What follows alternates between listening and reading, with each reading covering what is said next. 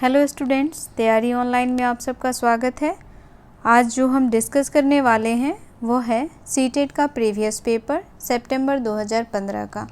इसमें पेपर 1 को डिस्कस करेंगे और मैथ सेक्शन को सॉल्व करेंगे। तो चलिए देखते हैं हमारा पहला क्वेश्चन क्या है। तो हमारा पहला क्वेश्चन है, निम्नलिखित में से कौन सा एक सही नहीं है। हमें बताना है कि इनमें से कौन सा जो ऑप्शन है वो गलत है। तो पहला ऑप्शन देखिए, पहला ऑप्शन कह रहा है 2009 मिलीलीटर बराबर है किसके, 2 लीटर 9 मिलीलीटर के। तो यह बिल्कुल सही कह रहा है, क्योंकि 1 लीटर बराबर होता है 1000 मिलीलीटर। तो 2 लीटर बराबर क्या हो जाएगा, 2000 मिलीलीटर, और इसमें प्लस कर दीजिए 9 मिलीलीटर। तो हम इसको लिख सकते हैं 2009 मिलीलीटर, यानी कि पहला ऑप्शन सही है। दूसरा ऑप्शन देखिए, दूसरा ऑप्शन हमारा है 25 शतांश बराबर किसके हैं, 25/100। 25 शतांश कहने का मतलब ही यहाँ पे हो गया 25/100। तो ये बराबर है इसके, यानी दूसरा ऑप्शन भी हमारा करेक्ट है। तीसरा ऑप्शन देखिए, तीसरा ऑप्शन कह रहे हैं 0.57 बराबर है 0.5700 के। तो यहाँ देखिए 0.57, अगर हम डेसिमल हटा देते हैं तो क्या आ जाएगा, अपॉन 100। उसके बाद कह रहा है ये इक्वल है किसके, 0.5700 के। तो यहाँ पे हम लिख देते हैं 5700, और हमने डेसिमल हटाया तो नीचे कितना जीरो आ जाएगा, 4, क्योंकि डेसिमल के बाद 4 डिजिट है, ध्यान रखिएगा। तो ये 0 से 0 ख़त्म। आ गया 57/100। तो हमारा ऑप्शन नंबर 3 भी करेक्ट है। तो हमारा आंसर हो जाएगा ऑप्शन नंबर 4। इसे चाहें तो आप सॉल्व करके देख सकते हैं। बाकी 3 सही है, तो हमें एक ही ज्ञात करना है जो गलत है। तो आंसर हमारा एक ही कोई होगा, तो आंसर हो जाएगा ऑप्शन नंबर 4, ये हमारा गलत है। अगला प्रश्न है, जब दिल्ली में समय हो रहा है कितना, 8:49 PM, तब सिडनी में अगले दिन का 1:19 AM हो रहा है। यदि दिल्ली में समय हो रहा है 11:19 AM, तो सिडनी में क्या समय होगा, ये हमें ज्ञात करना है। तो अब यहाँ देखिए, दिल्ली में समय हो रहा है 8:49, रात के 8:49 का समय हो रहा है। तो अब हम ज्ञात कर लेंगे रात के 8 बजे से लेकर के रात के 12 बजे तक कितना समय हो जाएगा इसके बीच। तो चलिए ज्ञात करते हैं। 12 में से 8 को घटा दीजिए, ये हो गया 4 घंटे, और 49 मिनट है तो ये 49 मिनट माइनस में चला जाएगा। अब ये 49 मिनट माइनस में चला गया है, तो क्या करेंगे, 1 घंटे से इसको घटा देंगे। तो यहाँ ये हो जाएगा हमारा 3 घंटा, और 60 में से 49 मिनट को घटाएंगे तो कितना हो जाएगा, 10 में से 9 गया 1, और 5 में से 4 जाएगा तो कितना बचेगा, 1, यानी कि 3 घंटा 11 मिनट का डिफरेंस है। 8:49 और 12 बजे में कितने घंटे का डिफरेंस है, तो 3 घंटे 11 मिनट का डिफरेंस है। ये हमने फाइंड कर लिया। अब आगे देखते हैं क्या कह रहा है, और हमें फाइंड कब तक का करना है, तो 1:19 AM तक। तो अब देखिए 12 बजे के बाद 1 बजे में कितने घंटे हो जाएंगे, 1 घंटा। तो यहाँ 1 घंटा ऐड कर दीजिए, 1 घंटा 19 मिनट ऐड कर दीजिए इसमें। तो ये कितना हो गया, ये हो गया 9 1 10, 2 1 3, और ये हो गया हमारा 3 1 4, यानी कि 4.5 घंटे का अंतर है। कितने घंटे का अंतर है, 4.5 घंटे का। अब कह रहा है कि दिल्ली में 11:19, सुबह का 11:19 हो रहा है, तो उस समय सिडनी में क्या टाइम हो रहा होगा। तो क्या करेंगे हम, 11:19 में कितने घंटे का डिफरेंस आया था हमारा, 4.5 घंटे का, इसको ऐड कर देंगे। 4 घंटा 30 मिनट ऐड कर दीजिए, ये हो गया हमारा 9, ये हो गया 4, और ये क्या हो गया, 11 में 4 जोड़ दीजिए, हो जाएगा 15, यानी 15:49। 15:49 को हम क्या कहते हैं, जब दोपहर का 12 बजता है उसके बाद घड़ी में हम गिनते हैं 13 14 15, यानी 15:49 को हम यहाँ लिख सकते हैं 3:49 दोपहर का, PM।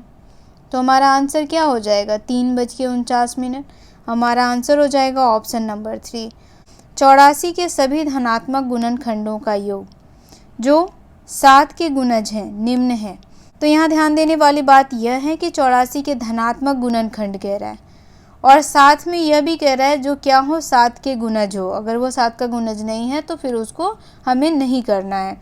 तो चलिए हम यहाँ 84 लिखते हैं और देखते हैं कि 7 का गुणज कौन कौन है जो 84 का धनात्मक गुणनखंड है। तो ये 7 हो गया, 7 भी 84 का धनात्मक गुणनखंड है।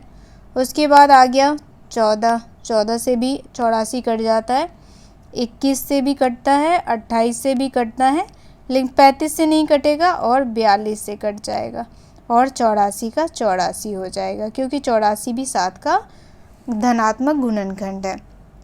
तो तो आ गया हमारा 7 का गुणज जो 84 का धनात्मक गुणनखंड है। अब हमें क्या ज्ञात करना है, अब हमें इन गुणनखंडों का योग ज्ञात करना है। तो चलिए हम क्या करते हैं, सबको ऐड कर देते हैं। 7 को जोड़ देते हैं 14 से, फिर 21, फिर 28, फिर जोड़ेंगे 42 और उसके बाद 84। ठीक है, चलिए जोड़ देते हैं यहाँ पे। ये हो गया हमारा कितना, 7 4 11, 11 में 1 जोड़ेंगे कितना हो जाएगा 12, 12 में 8 जोड़ेंगे 20, 20 में 2 जोड़ेंगे 22 और 22 में 4 जोड़ेंगे कितना हो जाएगा 26। बचा कितना हमारे पास 2। अब यहाँ जोड़ दीजिए 2, 1 में 2 जोड़ेंगे 3, 3 में 2 जोड़ेंगे कितना हो जाएगा 5, 5 में 2 जोड़ेंगे 7, 7 में 4 जोड़ेंगे 11 और 11 में 8 जोड़ेंगे 19। कितना आसान था, आ गया हमारा आंसर 196। तो हमारा आंसर हो जाएगा ऑप्शन नंबर 4 196। अगला प्रश्न देखिए, 30, 36 और 42 के सबसे छोटे सार्वगुणज तथा सबसे बड़े सार्वगुणनखंड का गुणनफल है। अब यहाँ देखिए क्या ज्ञात करना है। तो सबसे पहले कह रहा है कि 30, 36 और 42 का एलसीएम फाइंड करना है। क्या फाइंड करना है, तो एलसीएम, एलसीएम का मतलब हो गया लोएस्ट कॉमन फैक्टर। ठीक है, उसके बाद कह रहा है कि इसी संख्या का हमें क्या फाइंड करना है, एचसीएफ। एचसीएफ मतलब होता है highest common factor. Highest common factor it means कि वो संख्या जिससे यह तीनों संख्या पूरा डिवाइड हो जाए। तो सबसे पहले हम क्या करेंगे, 30, 36 और 42 का एलसीएम फाइंड कर लेते हैं। चलिए एलसीएम फाइंड कर लेते हैं। सबसे पहले हम यहाँ 2 से लगाएंगे। ये हो गया 2 एकम 2, 2 पंचे 10। उसके बाद 2 एकम 2, 2 अट्ठे 16। उसके बाद 2 दूनी 4, 2 एकम 2। अब 2 से नहीं लगेगा तो अब 3 से लगाते हैं, क्योंकि 3 से ये तीनों संख्या डिवाइड हो रहा है। 3 पचे 15, 3 छक 18, 3 सत्ते 21 आ गया। चलिए अब तीनों नंबर को क्या करते हैं, गुना कर लेते हैं। अब बाकी जितने नंबर बचे हैं उसको क्या कर लेंगे, गुना कर देंगे। तो ये हो गया 2 गुने 3 गुने 5 गुने 6 गुने 7। ठीक है, गुना कर लेते हैं। ये हो गया हमारा 3 दूनी 6, 6 पंचे 30, 30 छक्का 180 और 180 सत्ते कितना हो जाएगा 126 और उसके ऊपर 0 लगा दीजिए, यानी कि 1260। ठीक है, अगला हमें क्या निकालना है, एचसीएफ फाइंड करना है। तो हम एचसीएफ फाइंड कर लेते हैं। 30, 36 और 42 का क्या फाइंड करना है, एचसीएफ। एचसीएफ फाइंड करना है। तो ये तीनों नंबर किस नंबर से पूरा डिवाइड हो जाएगा, तो 30, 36 और 42 6 से पूरा डिवाइड हो जाएगा। तो हमारा एचसीएफ क्या आ जाएगा 6। हाईएस्ट कॉमन फैक्टर हमारा क्या हो गया 6 हो गया। अब हमें क्या करना है, तो जो हमारा एलसीएम फाइंड हुआ है और जो हमारा एचसीएफ फाइंड हुआ है उन दोनों का गुणनफल ज्ञात करना है। यहाँ देखिए गुणनफल ज्ञात करना है। तो गुना कर देते हैं। 1260 गुना कर दीजिए 6 से। 6 से गुना कर देंगे तो क्या आंसर आ जाएगा, ये हो गया 0 का 0। 6 को 6 से गुना करेंगे 36, बच गया 3। 12 छक 72, 72 में 3 जोड़ दीजिए तो क्या हो गया 75। क्या आ गया हमारा आंसर, हमारा आंसर आ गया 7560। ठीक है, हमारा पहला ऑप्शन करेक्ट आंसर है 7560। तो देखा आप लोगों ने प्रश्न कितना आसान पूछा जाता है सीटेट में। अगर आपको समझ में ना आए कि एलसीएम क्या होता है, एचसीएफ क्या होता है, तो आप कमेंट करके हमसे पूछ सकते हैं। हम कोशिश करेंगे कि आपको एलसीएम और एचसीएफ भी विस्तार से बताएं। अगला प्रश्न हमारा है 56,431 में 6 के स्थानीय मान तथा 4 के अंकित मान में अंतर। सबसे पहले क्या करेंगे, हम यहाँ संख्या लिख लेंगे 56,431। अब यहाँ देखिए 6 का क्या पूछ रहा है, स्थानीय मान पूछ रहा है। तो 6 किस स्थान पे है, तो ये हो गया हमारा इकाई, दहाई, सैकड़ा और हजार। 6 किस स्थान पे है, तो हजार के स्थान पे है। 6 के आगे जितनी संख्याएं हैं उतना जीरो इसके ऊपर आ जाएगा। तो ये हो गया हमारा 6000। उसके बाद कह रहा है 4 का अंकित मान। तो 4 का अंकित मान क्या हो जाएगा, तो 4 का अंकित मान यानी कि इसका फेस वैल्यू पूछ रहा है। क्या पूछ रहा है, फेस वैल्यू, कि इसका फेस वैल्यू क्या है। फेस वैल्यू किसी भी संख्या का वही संख्या होता है, चाहे वो 4 हो, चाहे 3 हो या 5 हो। अगर यहाँ पे हम 5 का फेस वैल्यू पूछता तो 5 का फेस वैल्यू 5 ही होता, या अंकित मान कह लीजिए, 5 का अंकित मान 5 ही होगा। उसी तरीके से 4 का अंकित मान 4 ही होगा, यानी कि 4 का फेस वैल्यू 4 ही होगा। तो उसके बाद हमें क्या करना है, हमारा जो फेस वैल्यू आ जाएगा उसके बाद हमें स्थानीय मान और अंकित मान में अंतर ज्ञात करना है। तो चलिए स्थानीय मान और अंकित मान में अंतर ज्ञात कर लेते हैं हम। यहीं पे 10 में से 4 को घटा दीजिए, 6 आ जाएगा। ये हो गया हमारा 9, ये हो गया 9 और ये हो गया हमारा 5। क्या आ गया हमारा आंसर, हमारा आंसर आ गया 5996। हमारा आंसर हो गया ऑप्शन नंबर 4, 5996। अगला प्रश्न देखिए, अगला प्रश्न भी हमारा बहुत आसान है। अगला प्रश्न है हमारा 12112 को 11 से और 13223 को 13 से भाग देने पर प्राप्त शेष फलों का योग क्या होगा। क्वेश्चन देखिए कितना आसान है। क्वेश्चन में ज़्यादा कुछ नहीं करना है, हमें भाग देना है और हमें भाग देने आना चाहिए। अगर हमें भाग देने आएगा तो हम क्वेश्चन को बहुत ही आसानी से क्या कर लेंगे, सॉल्व कर लेंगे। सीटेट में इसी टाइप के क्वेश्चन आते हैं, आप प्रैक्टिस करें। और अगर आपको टफ़ लगता है या समझ में नहीं आता है तो आप हमें कमेंट करके पूछ सकते हैं। हम कोशिश करेंगे कि आपके सभी सवालों का जवाब हम दें। अब यहाँ देखिए, प्रश्न कह रहा है कि 12112 में हमें क्या करना है, 11 से भाग लगाना है। चलिए हम 11 से भाग लगा देते हैं। 12112 में ये एक मरतबे लगेगा, 11 एकम 11, यहाँ आ गया 1 और ये हो गया ख़त्म। फिर 1 आ गया, फिर 11 एकम 11। अब ये पूरा पूरा डिवाइड हो गया, क्या आ गया, 1 आ गया। जब भी हम दूसरा संख्या लाएंगे तो उसके लिए क्या करेंगे, यहाँ 0 लगाएंगे पहले, फिर दूसरा संख्या यहाँ आएगा। अब ये हो गया 11 एकम 11। कितना आ गया शेष, शेष आ गया 1। तो जब हमने 11 से भाग लगाया 12112 में तो शेष कितना आ रहा है हमारा, तो यहाँ हमारा शेष आ रहा है 1। इसे ध्यान रखना है। दूसरा है 13223 में 13 से भाग लगाना है। चलिए 13 से भाग लगा देते हैं हम 13223 में। तो ये हो जाएगा हमारा 13 एकम 13, पूरा पूरा डिवाइड हो गया। ये एक संख्या तो अपने आप उतर जाएगा, लेकिन 2 में 13 से भाग लगेगा नहीं, दूसरा संख्या यहाँ लिखना है तो उसके लिए लगाएंगे 0, दूसरा संख्या आ गया। फिर हो गया 13 एकम 13। अब कितना आ गया, 12 में से 3 जाएगा तो कितना आएगा, 9 और ये पूरा पूरा ख़त्म। इसके ऊपर आ गया 3, 13 सत्ते 91, ये हो गया हमारा 91। कितना आ रहा है शेष, 3 में से 1 को घटा दीजिए, 2 आ गया शेष। तो जब हमने 13 से भाग लगाया किस में, 13222 में, तो हमारा शेष कितना आ गया, 2। अब आगे देखेंगे क्या करने के लिए कहा जा रहा है। तो कहा जा रहा है कि शेष फलों का योग ज्ञात करना है हमें। तो यहाँ शेष आ गया था 1 और यहाँ शेष आ गया 2, दोनों का योग ज्ञात कर दीजिए। 1 + 2 कितना हो जाएगा, 1 + 2 3। कितना आसान था ये सवाल। तो हमारा आंसर क्या हो जाएगा, ऑप्शन नंबर 2। तो इसी प्रकार का सवाल आता है सीटेट में, घबराने की कोई ज़रूरत नहीं है, बस मेहनत करना है और ऑब्जेक्टिव टाइप क्वेश्चन ही पूछे जाते हैं। अगला प्रश्न देखिए, अगला प्रश्न हमारा कह रहा है 10,000, 10, 100, 10 दहाई बराबर है। अब 10,000 कह रहा है तो 10 गुना कर दीजिए 1000 से, ये हो गया 10,000। उसके बाद कह रहा है 10, 100 यानी कि 10 गुने 100। उसके बाद कह रहा है 10 दहाई यानी कि 10 गुने 10।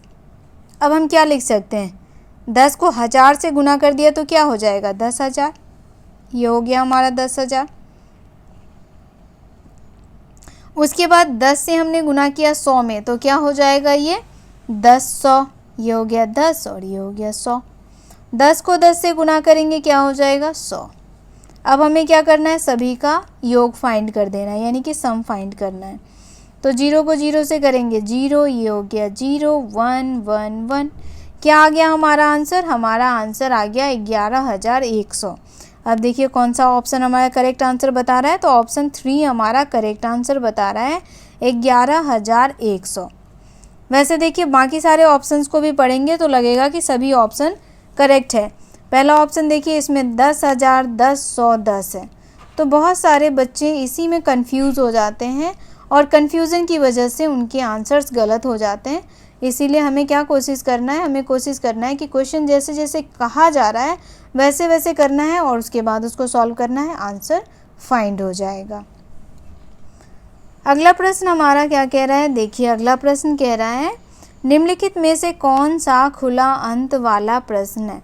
अब देखिए खुला अंत वाला प्रश्न कई बार पूछा गया है अभी तक में, तो खुला अंत वाला प्रश्न यानी कि ओपन इंडेंट क्वेश्चन कौन सा है ये हमसे पूछा जा रहा है। तो देखते हैं पहला ऑप्शन क्या कह रहा है।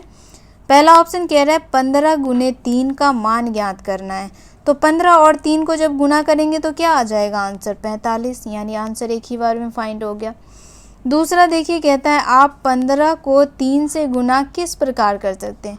तो किसी प्रकार भी कर सकते हैं, यहाँ हम 3 गुने 15 लिख सकते हैं या हम लिख सकते हैं 15 गुने 3, यानी कि हम किसी भी तरीके से लिख सकते हैं। तीसरा कह रहा है कोई दो संख्याएं लिखिए जिनका गुणनफल 45 हो। अब दो संख्याएं बताना है जिनका गुणनफल क्या होगा 45।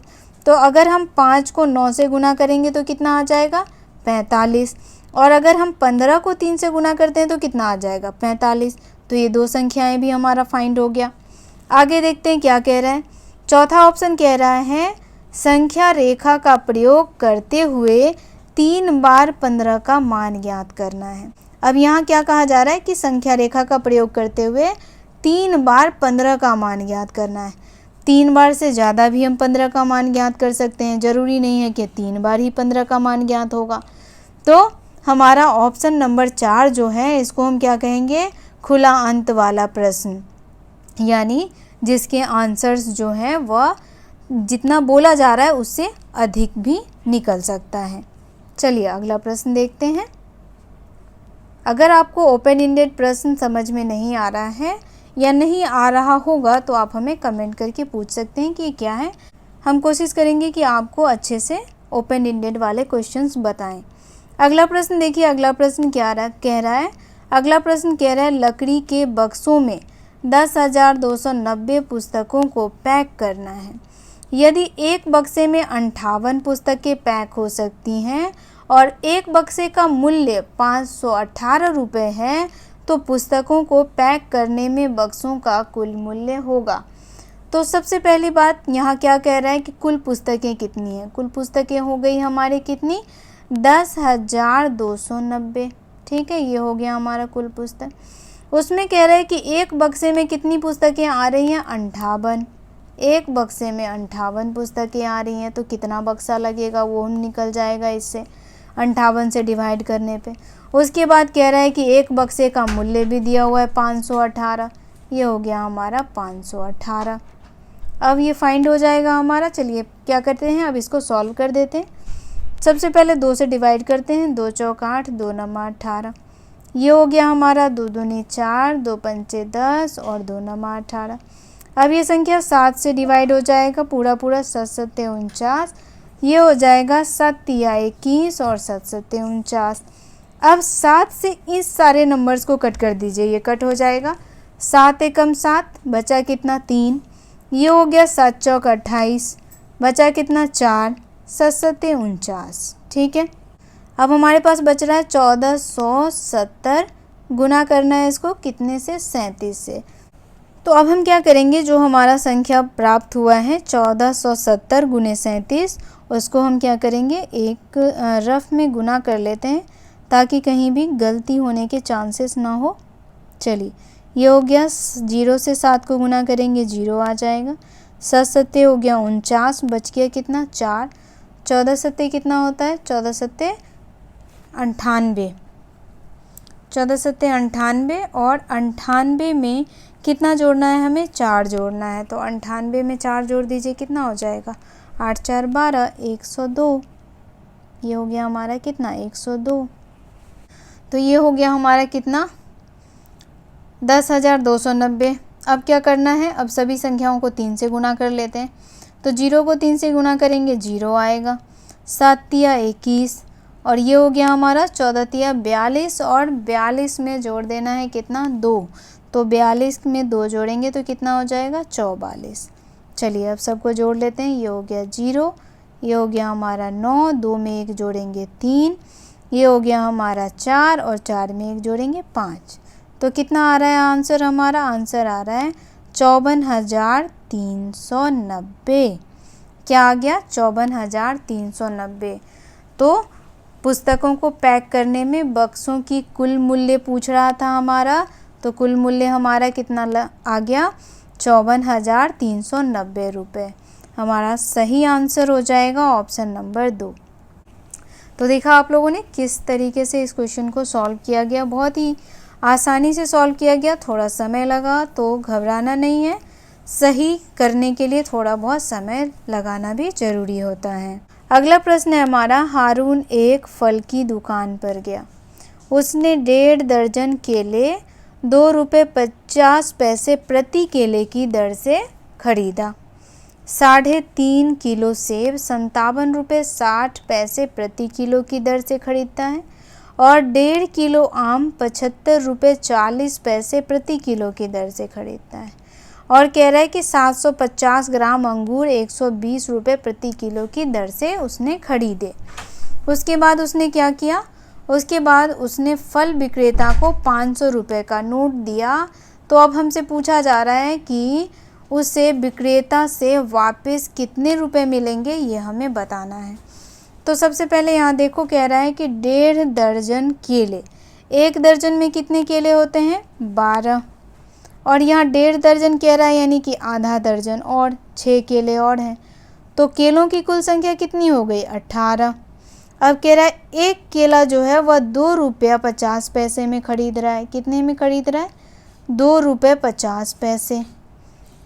और तो 18 केले कितने में खरीदेगा यहाँ पूछ रहा है। तो क्या करेंगे, हम गुना कर देंगे। ये हो गया 18 पंचे 90, बचा कितना हमारे पास, 9। 18 दूनी 36 और 36 में 9 जोड़ दो, हो गया 45। ठीक है, और एक और 0 आएगा, 0 से 0 क्या हो जाएगा, ख़त्म, क्योंकि यहाँ पे डेसिमल है। तो 18 किलो का मूल्य कितना हो गया, 45 रुपये। आगे देखो, आगे क्या कह रहे हैं, आगे कहा जा रहा है कि 3.5 किलो सेब यानी कि 3 किलो और आधा किलो, ये हो गया हमारा 3.5 किलो सेब। 3.5 किलो सेब जो है वह कितने में खरीद रहा है, 57 रुपये 60 पैसे में। ठीक है, 57 रुपये 60 पैसे। अब हम क्या करेंगे, मिक्स फ्रैक्शन को फ्रैक्शन में कन्वर्ट कर देते हैं। तो ये हो गया हमारा 3 दूनी 6, 6 में 1 जोड़ दो तो कितना हो जाएगा, 7/2, गुना कर दो किससे, 57 रुपये 60 पैसे से। ठीक है, 2 से ये कट हो जाएगा। ये हो गया हमारा 2 दूनी 4, ये हो गया 2 अट्ठे 16, 2 अट्ठे 16, उसके बाद 2 अट्ठे 16 डिवाइड हो गया। अब हमारे पास बचा कितना, तो ये हो गया 7 गुने 2 8.80। अब इसको गुना कर देते हैं, आंसर मतलब इसको गुना कर देते हैं तो हमारा सेब का प्राइस फाइंड हो जाएगा। ये हो गया 8 सत्ते 56, 56 का 6, बचा कितना 5, 8 सत्ते 56 और 56 में 5 जोड़ेंगे कितना हो जाएगा 61, बचा कितना हमारे पास 6 और 7 दूनी 14 और 14 में 6 जोड़ेंगे कितना हो जाएगा, 14 में 6 जोड़ देंगे तो हो जाएगा 20। ठीक है, अब यहाँ लगा दो दशमलव, ये हो गया कितना 201 रुपये 60 पैसे, 201 रुपये 60 पैसे सेब का दाम निकल गया। उसके बाद हमें बताना है किसका, उसके बाद कह रहा है कि 1.5 किलो आम भी खरीद रहा है। वो 1.5 किलो आम कितने में खरीद रहा है, तो 75 रुपये 40 पैसे में।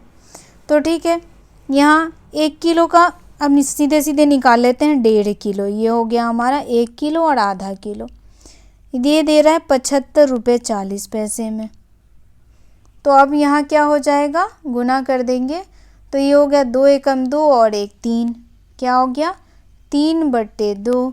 गुना करेंगे किससे, तो ये गुना हो जाएगा हमारा 75 रुपये 40 पैसे से। ठीक है, कट कर दो 2 से, यहाँ इसको डिवाइड कर दो, ये हो गया 2 तिहाई 6, ये हो गया 2 सत्ते 14, 0.2 सत्ते 14, यानी कि वो अब क्या क्या बच गया वो देखना है हमें। यहाँ बच रहा है 3 गुने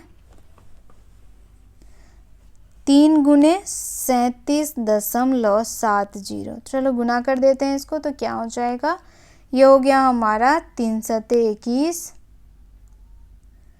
3 सत्ते 21 बच रहा है 2, 3 सत्ते 21 और 21 में 2 जोड़ दो तो कितना हो जाएगा 23। उसके बाद 3 तिहाई 9 और 2 11 और 2 अंक के बाद लगा दो दशमलव। तो 1.5 किलो आम का दाम कितना हो गया 113 रुपये 10 पैसा। तो आगे कह रहा है कि 750 ग्राम अंगूर उसने खरीदा और 1 केजी अंगूर का दाम है 120 रुपये। तो 1 केजी अंगूर का दाम 120 रुपये है, तो 250 ग्राम का कितना हो जाएगा, तो 1 केजी में कितना 250 ग्राम होता है 4 से इसको डिवाइड कर दो तो कितना आ जाएगा 30 रुपये। यानी कि 250 ग्राम अंगूर का दाम हो गया 30 रुपये और यहाँ है 750 ग्राम। तो कितने 750 ग्राम होते हैं 1000 में 3, तो क्या हो जाएगा 30 को गुना कर देंगे किससे 3 से, तो कितना हो जाएगा 30 तिहाई 90, यानी कि 750 ग्राम अंगूर का दाम कितना निकल गया 90 रुपये। अब देखो आगे क्या कहता है, आगे कह रहा है कि फल विक्रेता को उसने कितना रुपए दिया था 500 रुपये। तो जितना हमने खर्च किया है पहले उसको क्या करेंगे जोड़ लेंगे। तो यहाँ हम क्या करते हैं जोड़ लेते हैं सभी को। केले का दाम हो गया हमारा कितना 45 रुपये। उसके बाद हमने निकाला था सेब का दाम, सेब का दाम हो गया था हमारा 201 रुपये 60 पैसा। उसके बाद हमने निकाला आम का, 1.5 किलो आम हमने ख़रीदा था तो इसमें लगा था 113 रुपये और 10 पैसे। उसके बाद अंगूर का हो गया 90 रुपये, सभी को जोड़ लेते हैं तो ये हो गया 60-70 पैसे इधर हो गया और ये हो गया 5 1 6 3, 6 में जोड़ेंगे 3 तो हो गया 9, ये हो गया 9 में जीरो जोड़ेंगे तो हो जाएगा 9, ये हो गया 9 1 10 4 14, 14 का 4 बच गया 1, 3 1 4, 2 1 3 और 1 जोड़ देंगे तो क्या हो जाएगा 4, यानी कि उसने कुल सामान खरीदे हैं 449 रुपये 70 पैसे के। 500 में से घटा दो 449 और 70 पैसे घटा देते हैं तो 10 में से 0 जाएगा, 0 में से 0 गया 0 आ जाएगा हमारा, 10 में से 7 गया 3, ये हो गया 9 में से 9 गया 0, उसके बाद ये हो गया हमारा कितना 9 में से 4 गया 5। कितना रुपया उसको दुकानदार वापस लौटाएगा 50 रुपये 30 पैसे। ठीक है, कितना वापस करेगा 50 रुपये 30 पैसे। तो हमारा आंसर हो जाएगा ऑप्शन नंबर 4। थोड़ा टाइम लगता है इन सारे प्रश्नों में, लेकिन प्रश्न आसान है, फटाफट सॉल्व हो जाएगा। अगला प्रश्न देखिए क्या कह रहा है। किसी आयत की लंबाई 80 सेंटीमीटर परिमाप वाले एक वर्ग की भुजा का 2 गुना है। यदि आयत की चौड़ाई 20 सेंटीमीटर है तो आयत का क्षेत्रफल वर्ग के क्षेत्रफल से अधिक है। अब हमें बताना है कि वर्ग के क्षेत्रफल से कितना है। तो यहाँ देखते हैं, कह रहा आयत, तो आयत हम बना लेते हैं। आयत के बारे में मैंने आपको कई बार बताया है कि आयत की आमने सामने की भुजा जो होती है वो बराबर होती है। ठीक है, और वर्ग की भुजा जो होती है वह सारी भुजा एक समान होती है, सभी की लंबाई ऊंचाई और जो भी हो चौड़ाई सभी बराबर होती है, कोई अंतर नहीं होता है इसमें। तो यहाँ कह रहा है कि 80 सेंटीमीटर परिमाप वाला एक वर्ग है। वर्ग का परिमाप दिया हुआ है। परिमाप को इंग्लिश में पेरीमीटर बोलते हैं। तो यहाँ देखिए परिमाप कितना दिया हुआ है, तो परिमाप दिया है 80 सेंटीमीटर, ये हमें ध्यान रखना है। और वर्ग की सभी भुजाएं बराबर होती है। अगर एक भुजा हम x लेंगे तो सभी भुजाएं x होगी। कितना x हो गया, 4x हो गया। और परिमाप क्या होता है, तो सभी भुजाओं का सम होता है। 4x इज इक्वल टू कितना दिया हुआ है, 80, यहीं पे डिवाइड कर लीजिए, x फाइंड हो जाएगा। कितना आ गया x हमारा, 20, यानी एक भुजा जो है वर्ग का वो 20 सेंटीमीटर का है।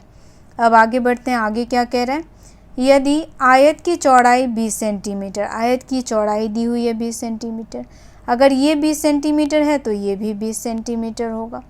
उसके बाद तो आयत का क्षेत्रफल, अब आयत का क्षेत्रफल ज्ञात करना है। तो आयत का क्षेत्रफल ज्ञात करने से पहले तो हमें आयत की लंबाई ज्ञात करनी पड़ेगी, तभी क्षेत्रफल ज्ञात कर सकते हैं। तो लंबाई कैसे ज्ञात करेंगे, तो यहाँ कह रहा है किसी आयत की लंबाई 80 सेंटीमीटर परिमाप वाले एक वर्ग की भुजा का 2 गुना है। तो वर्ग की भुजा हमने फाइंड कर ली कितनी, 20, और इसका 2 गुना क्या है, आयत की लंबाई। तो क्या हो जाएगा, 20 गुने 2, कितना हो गया आयत की लंबाई, 40 सेंटीमीटर आ गया आयत की लंबाई। अब हमें आयत का क्षेत्रफल ज्ञात करना है। तो आयत का क्षेत्रफल क्या होता है, आयत का क्षेत्रफल होता है लंबाई गुने चौड़ाई, लंबाई गुने चौड़ाई। हमें लंबाई भी पता है और चौड़ाई भी पता है। लंबाई हमारा है 40 सेंटीमीटर और चौड़ाई हमारा है 20 सेंटीमीटर। तो क्या हो गया ये हमारा 80 और एक और 0 बैठा दीजिए, यानी कि 800 सेंटीमीटर स्क्वायर आ गया क्या, आयत का क्षेत्रफल। अब वर्ग का क्षेत्रफल निकाल लेते हैं। तो वर्ग का क्षेत्रफल होता है साइड स्क्वायर, यानी कि भुजा का स्क्वायर, जो भी इसका साइड दिया हुआ है उसका स्क्वायर करेंगे तो वर्ग का क्षेत्रफल निकल जाएगा। तो ये कितना है हमारा भुजा, 20 सेंटीमीटर, गुना कर दीजिए इसको 20 सेंटीमीटर में, तो कितना हो गया, 400 सेंटीमीटर स्क्वायर, यानी यहाँ पे हमारा वर्ग का क्या फाइंड हो गया, क्षेत्रफल। अब क्या पूछ रहा है, अब पूछ रहा है कि कितना अधिक है, यानी आयत का जो क्षेत्रफल है वो वर्ग के क्षेत्रफल से कितना अधिक है। तो यहाँ ध्यान दीजिए, आयत का क्षेत्रफल आया था 800 और वर्ग का आया है 400, तो कितना अधिक है, तो 800 में से 400 घटा दीजिए तो कितना बच जाएगा, 400। सिंपल सी बात है, 400 सेंटीमीटर स्क्वायर, यानी आयत का जो क्षेत्रफल है वह वर्ग के क्षेत्रफल से 400 सेंटीमीटर स्क्वायर अधिक है। तो हमारा आंसर क्या हो जाएगा, हमारा आंसर हो जाएगा ऑप्शन नंबर 4। चलिए अगला प्रश्न देखते हैं। अगला प्रश्न देखिए, अगला प्रश्न हमारा है 4 घनाकार बक्सों की विभाएं नीचे दी गई है। लंबाई, चौड़ाई और इकाई, लंबाई, चौड़ाई और ऊंचाई। क्वेश्चन क्या कह रहा है, लकड़ी के 18,440 सेंटीमीटर घनों को पैक करने के लिए निम्न में से किन बक्सों का प्रयोग करेंगे। तो सबसे पहले क्या करेंगे, यहाँ ऑप्शन दिया है पहले नंबर के बक्से का और दूसरे नंबर के, दोनों को मिला करके करेंगे। तो यहाँ ऑप्शन देख ही रहे हैं आप सामने, हमारा ऑप्शन पहला, दूसरा, पहला, तीसरा, दूसरा, तीसरा और दूसरा, चौथा। तो कैसे पता चलेगा, तो क्या करेंगे, लंबाई गुने चौड़ाई गुने ऊंचाई, सभी में हमें क्या करना है, तीनों को गुना कर देना है। तो चलिए गुना कर देते हैं और देखते हैं कि किसका योग 18,480 के बराबर होता है। तो यहाँ गुना करेंगे कितना, 25 दूनी कितना हो जाएगा, 50, यानी कि 25 और 20 को गुना करेंगे तो 500 आ जाएगा। 500 में 18 को गुना कर दीजिए तो 18 पंचे कितना होता है, 90। क्या हो गया यहाँ पे, ये हो गया हमारा 9000 सेंटीमीटर क्यूब, क्योंकि घन है यहाँ पे।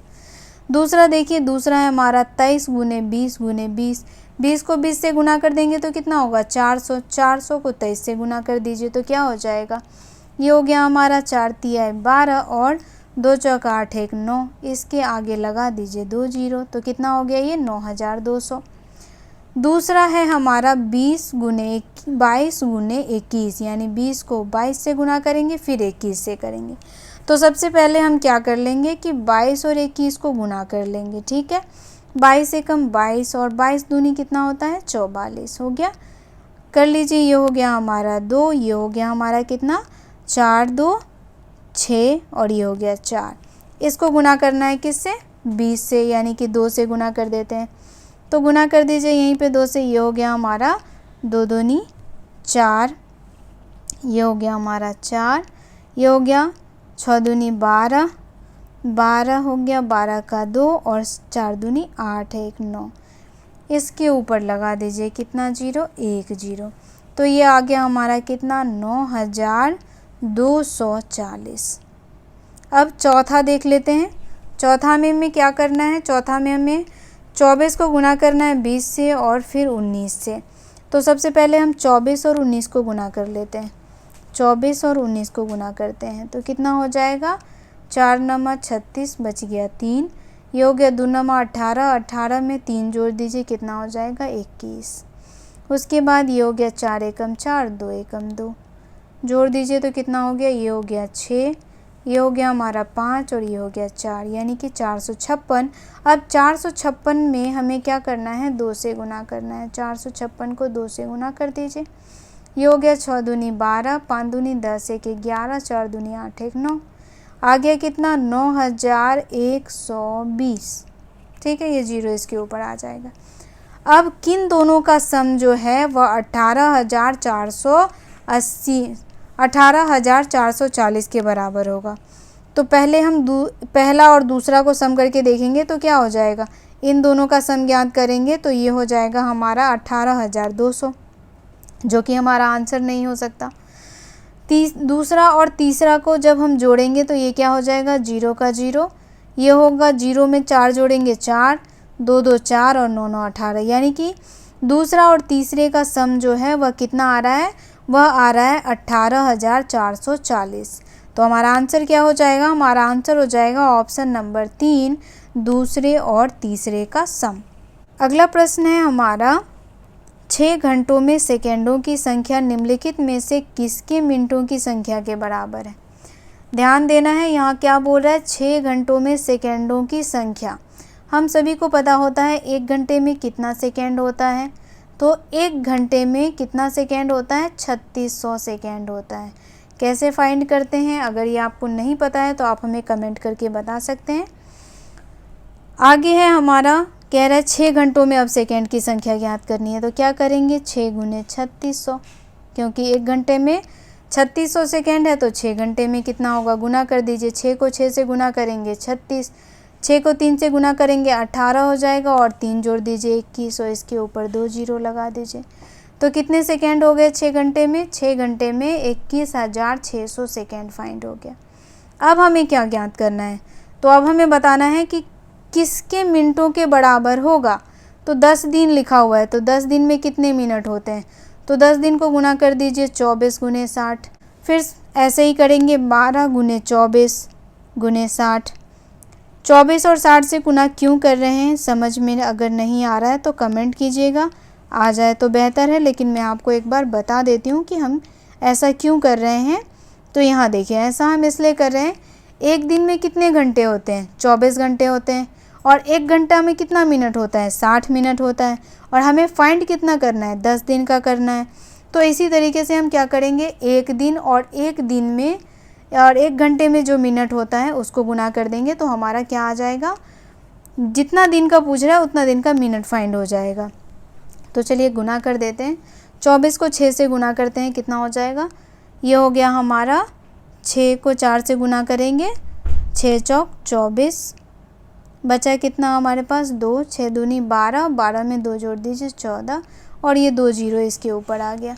यानी 10 दिन में कितने मिनट हो रहे हैं, 10 दिन में 1400, 10 दिन में 14,400 मिनट फाइंड हो गया। ठीक है, जो कि हमारा 6 घंटे के सेकेंड के बराबर नहीं है।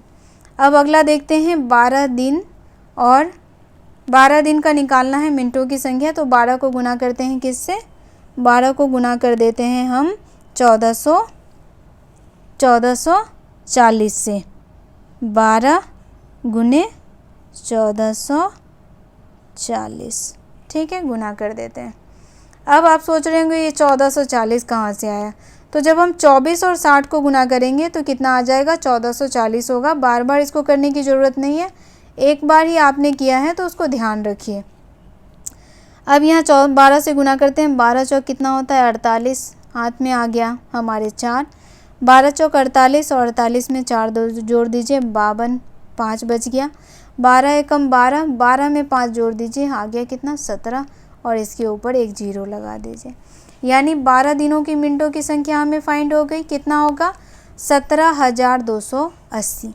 अब हम 15 दिनों का फाइंड कर लेते हैं। तो क्या करेंगे 15 गुना कर देंगे किससे 1440 मिनट से, यानी कि एक दिन के मिनट से। तो गुना कर देते हैं यहाँ 15 चौका 60, बचा कितना 6। 15 चौका 60 और 60 में 6 जोड़ेंगे कितना हो जाएगा 66, बच गया हमारे पास 6। 15 में 6 जोड़ दीजिए 21 और एक 0 इसके आगे आ जाएगा। हमारा आंसर यहीं फाइंड हो गया, आगे बढ़ने की कोई ज़रूरत नहीं है। तो 15 दिनों में कितना मिनट आ रहा है 21,600 मिनट। और सवाल क्या कह रहा है, सवाल कह रहा है कि 6 घंटों में सेकेंडों की संख्या निम्नलिखित में से किसके मिनटों की संख्या के बराबर है। तो 15 दिनों के मिनटों के संख्या के बराबर है। आप लोगों ने देखा किस तरीके से हमने इसको सॉल्व किया, इसी तरीके से आपको भी सॉल्व करना होगा। आंसर फाइंड हो जाए तो ज़रूरी नहीं है अगला करने की, अगला ना करके आगे बढ़ जाए। अगला प्रश्न देखिए, यहाँ कह रहा है रेनू अपने 9 मीटर लंबे तथा 7 मीटर चौड़े कमरे के फर्श पर टाइलें लगाना चाहती है। टाइलों की निम्न साइजों में वह कौन सी खरीदे जिससे कि फर्श पर टाइलें किसी टाइल को काटे बगैर लग जाए। अब यहाँ क्वेश्चन देखिए, क्वेश्चन में जो भी बातें हमसे कही जा रही है कि हमें क्या करना है, एक कमरे में टाइल लगाना है, 9 मीटर लंबी होनी चाहिए और 7 मीटर चौड़ी होनी चाहिए, यानी आयताकार है कमरा और टाइल्स भी हमें आयताकार ही लगाना है। तो सबसे बड़ी बात यह है कि यहाँ जो हमारा आंसर फाइंड होगा वो ऑप्शन से ही फाइंड होगा। वो टाइल्स की साइज़ हमें इसी से फाइंड होंगे। वो नंबर होगा जो 9 से भी पूरा पूरा डिवाइड हो जाए और 7 से भी पूरा पूरा डिवाइड हो जाए। तो पहले ऑप्शन में देखिए 35 सेंटीमीटर और 35 सेंटीमीटर है। 35 सेंटीमीटर 7 से तो डिवाइड हो जाएगा लेकिन 9 से डिवाइड नहीं होगा, तो पहला ऑप्शन यहीं पे कट हो जाता है। दूसरा ऑप्शन में कह रहा है 40 सेंटीमीटर और 65 सेंटीमीटर। ना तो 40 सेंटीमीटर डिवाइड होगा 7 से, ना 65 सेंटीमीटर, और ना ही ये दोनों संख्या 9 से हो रहा है। तीसरा ऑप्शन हमारा 55 सेंटीमीटर और 40 सेंटीमीटर कह रहा है। तो तीसरा देखिए 55 सेंटीमीटर भी हमारा 7 से डिवाइड नहीं होगा और ना ही 40 सेंटीमीटर, और ना ही ये दोनों संख्या 9 से डिवाइड होगा, यानी कि तीसरा ऑप्शन भी हमारा इनकरेक्ट है। अब देखिए चौथा ऑप्शन में 35 सेंटीमीटर और 45 सेंटीमीटर है। तो लिख दीजिए यहाँ पे 35 सेंटीमीटर गुने 45 सेंटीमीटर। अब नीचे में हमारा आ गया 9 सेंटीमीटर लंबाई, 9 मीटर लंबाई है और ये हमारा चौड़ाई है 7। तो यहाँ जो है सेंटीमीटर में कन्वर्ट करेंगे तो 100 से गुना हो जाएगा। तो ये किस में कन्वर्ट हो जाएगा, इस तरीके से हो जाएगा। देखिए ये हो जाएगा 900 सेंटीमीटर और ये हो जाएगा 700 सेंटीमीटर। ये हो गया हमारा 35 गुने 45। अब कर दीजिए यहाँ पे, तो क्या हो जाएगा, ये 7 से कट जाएगा, 7 बचे 35, कट गया पूरा पूरा। ये 9 से कट जाएगा, 9 बचे 45, ये भी पूरा पूरा डिवाइड हो गया। अब यहाँ कितना आ गया, ये आ गया हमारा 10,000, आ गया 10,000 और ये आ गया हमारा 25। 25 चौका कितना होता है 100। तो देखा आप लोगों ने यहाँ क्या होता है, डिवाइड होके हमारा आंसर फाइंड हो रहा है, यानी ऑप्शन नंबर 4 जो है वह हमारा आंसर है। अगला प्रश्न देखिए, किसी विद्यालय में 660 विद्यार्थी है। इन विद्यार्थियों का 2/3 लड़के हैं। लड़कों की संख्या का 3/4 खिलाड़ी है और लड़कियों की संख्या का 1/4 खिलाड़ी है। तो विद्यालय में कुल कितने खिलाड़ी हैं। ठीक है, तो सबसे पहले देखो यहाँ पे क्या करेंगे। सबसे पहले है कि टोटल नंबर ऑफ स्टूडेंट कितना है।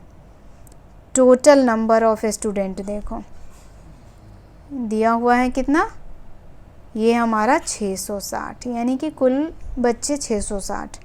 अब उसमें कह रहा है विद्यार्थियों का 2/3 लड़के हैं, यानी बॉयज़ फाइंड हो जाएगा यहाँ पे 660 गुने 2/3, कट कर दो इसको 22, 220। तो लड़के कितने आ गए यहाँ पे 440 लड़के हैं यानी स्कूल में। अब लड़कियों की संख्या फाइंड हो जाएगी। उसके बाद कह रहे हैं लड़कों की संख्या का 3/4 खिलाड़ी है। अभी हम बॉयज़ का ही देख रहे हैं, तो लड़कों की संख्या का कितना, 440 का 3/4, 3/4 क्या है, खिलाड़ी हैं। तो कितना हो गया, खिलाड़ी लड़के कितने हो गए, 330। 330 लड़के जो हैं वो प्लेयर हैं। आगे देखो, आगे कह रहा है लड़कियों की संख्या का 1/4 खिलाड़ी है। तो लड़कियों का संख्या निकाल लेंगे, 660 में से 440 को हटा दो, गर्ल्स की संख्या आ जाएगी। गर्ल्स को हम जी से डिनोटेड कर देते हैं। 660 घटे 440 घटा दो, कितना हो गया भैया, ये हो गया हमारा 220। यानी लड़कियों की संख्या कितनी है, 220 है। लड़कियों की संख्या निकल गई। अब कह रहा है लड़कियों की संख्या का 1/4 क्या है, खिलाड़ी है। तो निकाल दो, 1/4 खिलाड़ी हो गया। कितना आ गया, 4 पंचे 20, 4 पंचे 20, यानी 55 लड़कियां क्या हैं, खिलाड़ी हैं, प्लेयर्स हैं। ये प्लेयर्स गर्ल्स फाइंड हो गया, और यहाँ पे लड़कों की प्लेयर्स बॉयज़ फाइंड हो गया। ठीक है, इसे ध्यान रखना है। अब पूछ रहा है विद्यालय में कुल खिलाड़ियों की संख्या कितनी है, यानी लड़का लड़की दोनों को मिला के। तो 330 लड़के प्लेयर हैं और 55 लड़कियां प्लेयर हैं। अब इसको जोड़ दो, ये हो गया हमारा 5, 5 में 3 जोड़ेंगे 8, और ये हो गया 3। कितने प्लेयर्स हैं, तो 385। हमारा आंसर क्या हो गया, ऑप्शन नंबर 3 हमारा करेक्ट आंसर है। तो आज का वीडियो यहीं समाप्त होता है। अगर आप हमारे चैनल पर नए हैं तो आप हमारे चैनल को सब्सक्राइब कर लें, वीडियो को लाइक करें और अपने दोस्तों के साथ भी शेयर करें जो सीटेट की तैयारी कर रहे हैं। उन्हें हमारे वीडियो से बहुत ही हेल्प मिलेगा। तो मिलते हैं नेक्स्ट वीडियो में। आप सबका धन्यवाद।